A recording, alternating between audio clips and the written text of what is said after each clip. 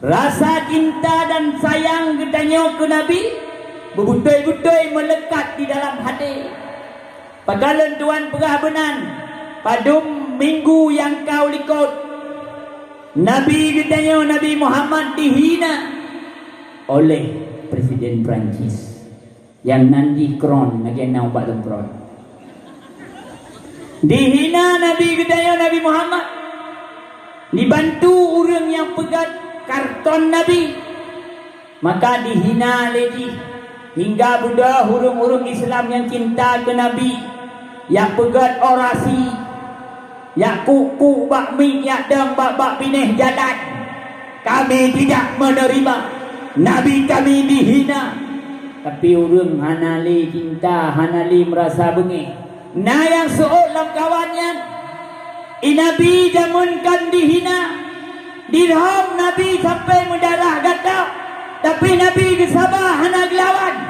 Hai manusia yang ram Nabi yang kafe, yang jid ke umat Nabi singa, yang jid ke sahabat Nabi singa, wajar le Nabi hanjit bungai, tapi nyo Nabi hana le kawafut semantang yang manakala Nabi dihina, Nabi dicaci maki oleh musuh katanya kafe laknatillah, hana merasa bungai, hana merasa sedih.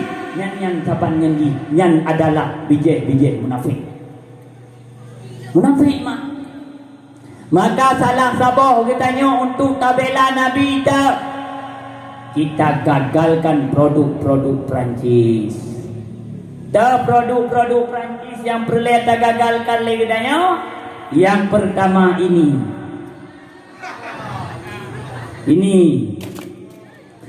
yang pertama kali kita gagalkan. Saya sudah 5 tahun tidak minum lagi air itu. Yang pertama sekali Urajih Jamun wate mengaku di kegantung DPRA bahwa yang pertama kali kita gagalkan produk Perancis. Urajih alian lab lih aqua petralam yang perlu kita gagalkan lagi tanya.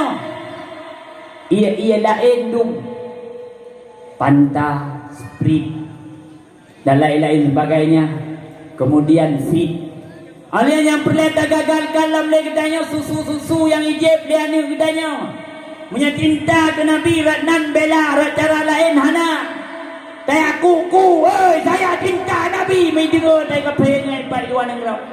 Tapi apabila produk mereka kita gagalkan, nyan awaknya mati dia mak. Awaknya tai pula pade, awaknya tai pula kopi Lampung, awaknya tai buka nuhun. Tapi yang na awaknya produk awaknya nyai pajoh leulung Islam, yang pegah do cinta ke Nabi, yang pegah do sayang ke Nabi. Tapi produk-produk mereka yang hina Nabi. Kita nyo pajoh, kita nyo wajib. Yang susu SGM, bayi Explore dan SGM yang lain yang merek SGM, yang produk Perancis kita gagalkan, jangan kita minum. Kemudian susu ibu hamil, Laktamil.